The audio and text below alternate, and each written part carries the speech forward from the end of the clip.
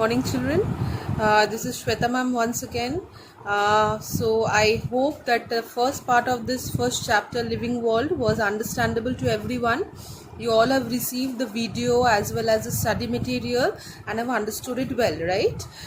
So today we are going to start with the second part of this chapter, Living World.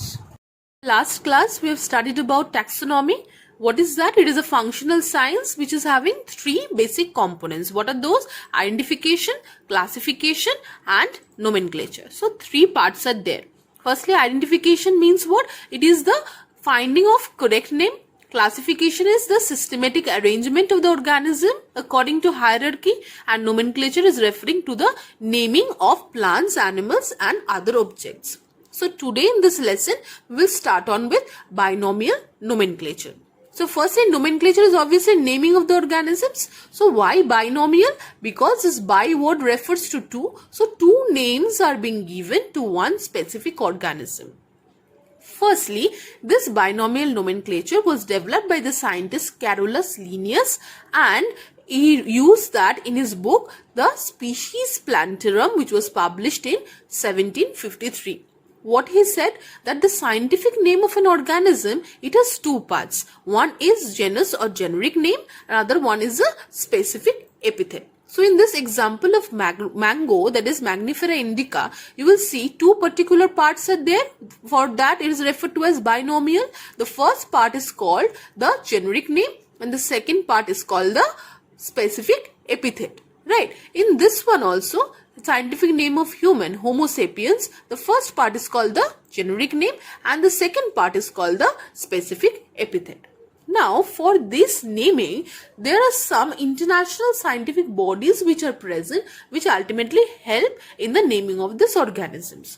Who are those? Firstly, ICBN, International Code of Botanical Nomenclature. It is used specifically for naming the plants. Second one, International Code of Zoological Nomenclature, which is specifically for naming animals. And thirdly, International Code of Bacteriological Nomenclature for naming bacteria. So there are some basic norms or rules which are set for this scientific name. We will see one by one what are those rules. First point, biological names are generally written in Latin and written in italics. They are Latinized or derived from Latin irrespective of their origin. So it should be obviously Latin in nature.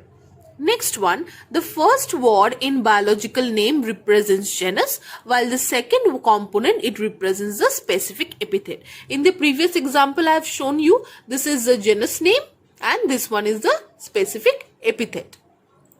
Third point, both the words in a biological name when handwritten are separately underlined or printed in italics. Now in this one, if you see, I have done or I have written in italics, right? Because it is a printed format. Now suppose you are writing, it is handwritten, what you have to do? You will have to underline this and this one separately. That means this one underlined separately and this one underlined separately. Fourth point, the first word denoting the genus starts with a capital letter while the specific epithet starts with a small letter. Again, we will see the example. Suppose this one, the first you can see it is starting with a capital letter. There is a genus name, generic name, it is starting with a capital letter, and the specific epithet, it is starting with a small letter. So hopefully these 4 points are clear to everybody. Now, what are the advantages? Firstly, the biological names are same all over the world. That means there will be no confusions. Secondly, they are uniformly binomial. All the species or all the organisms are having two-part names. Thirdly, they are definite and accepted universally. They are being accepted because they are following the basic norms or the rules. Fourth is they are descriptive. So a specific description is there for that particular name. And fifth is they indicate the general relationship. They have hierarchical relationships and because of which the names are being given. So next we'll move on to taxonomic categories. We all know that this classification is not a single step process, right? We have studied that is a systematic arrangement. So in its hierarchy of many steps which are involved, each represents a rank or a taxon. So what is this category? This category is a part of overall taxonomic arrangement, and these are called as taxonomic categories, that is related to the term taxonomy. And all categories together form its taxonomic hierarchy, that means systematic arrangement. So each category we can say is basically represented on what? On a rank or a taxon. So then what is taxonomic hierarchy? It is a systematic arrangement or a framework of classification in which various taxonomic categories are placed in a logical sequence. So one by one each rank or taxon is placed of taxonomic categories, and that is ultimately referring to taxonomic hierarchy. For plants and animals, various 7 taxonomic categories are being present. We will see one by one. What are those? Kingdom, phylum, class, order, family, genus, and ultimately species. Right? So 7 are there. And we are seeing that it is written in a stepwise manner. That means like that's of a staircase, right? So one by one it is denoting. Firstly, if you take the example of human, Homo sapiens, firstly the kingdom is Animalia, phylum is Chordata, class is Mammalia, order primates, family Hominidae, genus Homo, and species it is written as Homo sapiens. And again it is followed within the scientific norms. What are those? Firstly it is written in italics, that is a printed form. Secondly, the first letter is written in capital for the genus name, and first letter of the species is written in small as a specific epithet. So from this we have got the 7 taxonomic categories, right? So firstly species, what is that? It is the smallest unit of classification, right? So what it can be defined as what? It is defined as a population of individuals with similar structural as well as functional characteristics, and obviously it is having a common ancestry. Secondly, genus, it is comprising of a group of related species. So all the related species are having within this genus. Here you can see this Homo sapiens having the same genus Homo, right, which is having the characters same in comparison to the species of other genera. Thirdly is family, a number of genera having several common characters. So same number of genera within the one family. So order is what? Same number of related families within one order. Class is what? It includes the related orders. Phylum or division is, it includes the related classes. And lastly, kingdom, it is the highest category of taxonomic hierarchy, which is included, all animals are included in animal kingdom and plants are included in plant kingdom. So this 7 taxonomic categories ultimately forms a systematic arrangement which is referred to as taxonomic hierarchy. Next is one term is there which is called systematics. What is that? It is a study of classification of different organisms and relationships among them. We have studied these taxonomic categories. Obviously one is related to another. So there is a relationship among these organisms, definitely. So this study of classification of different organisms and the relationship is referred to as systematics. Now, what is the importance of that? Firstly, it provides us knowledge of diversity of plants. In the last lesson also we have studied that this diversity of plants, they are important in our planet. Secondly, it provides necessary information required to other branches of the biology. So, other branches of biology, as we have discussed before in that previous lesson, that other branches are being necessary and related. Thirdly, it is a great role for the applied biology, that is plant breeding, human health as well as horticulture. So hopefully this part is clear. The next part we'll move on is taxonomical aids or tools. So for this process of taxonomy, there are certain aids or tools which are required. So one by one we will see what are those. Firstly is herbarium. What is that? It is a collection of well-dried and nicely preserved plants which are correctly identified and arranged according to an approved system of classification. So some plants, they are being collected from the fields and they are being dried and kept and preserved. Why? To know the necessary characteristics of those particular plant organisms. First purpose is what? To serve as a reference material to the modern taxonomical research. So it is helpful in the research field. Secondly, to provide scientific information on plants to the people through exhibition or training courses. So certain exhibitions or training courses can also be arranged according to that.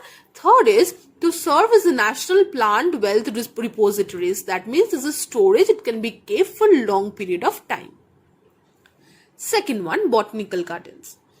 So botanical gardens, they're described as a living repository of plants arranged and maintained on some scientific basis. So depending on some classification patterns, these plants are being kept in botanical gardens. First importance is to serve as a safe abode for the rare and endemic species. So there are some species which are being rare and which are being ultimately invisible day by day. So these species can be stored. Secondly, to maintain the germplasm collection of selected economical, ornamental and medicinal plants and their wild progenitors. So this germplasm collection is done so that it can be breeded afterwards also.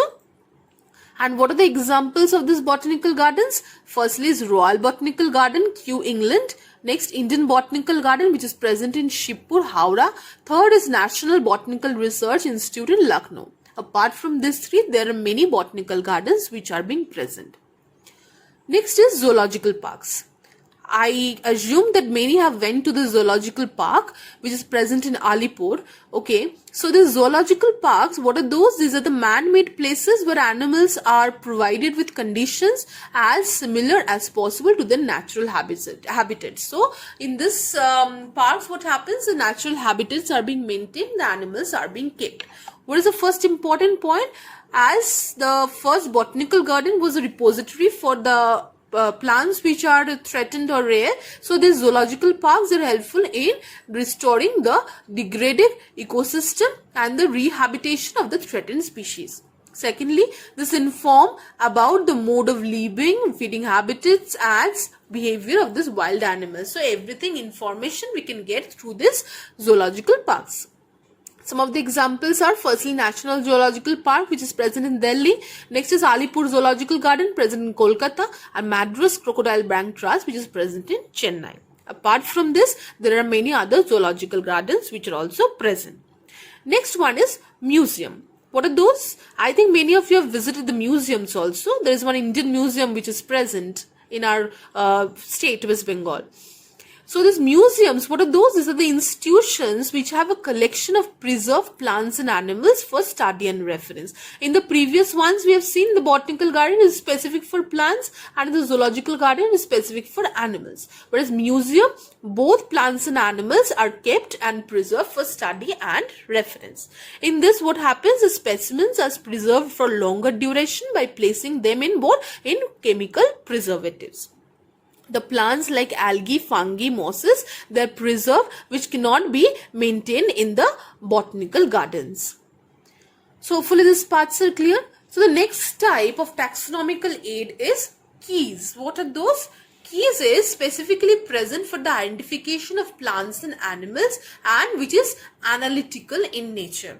So what is the basis of this keys? It is generally the similarity and dissimilarity of the characters. So what happens? Suppose there are some characters kept one by one and which are of contrasting nature. So obviously one particular organism will match any one of the contrasting character. And those pair of contrasting characters are referred to as couplet.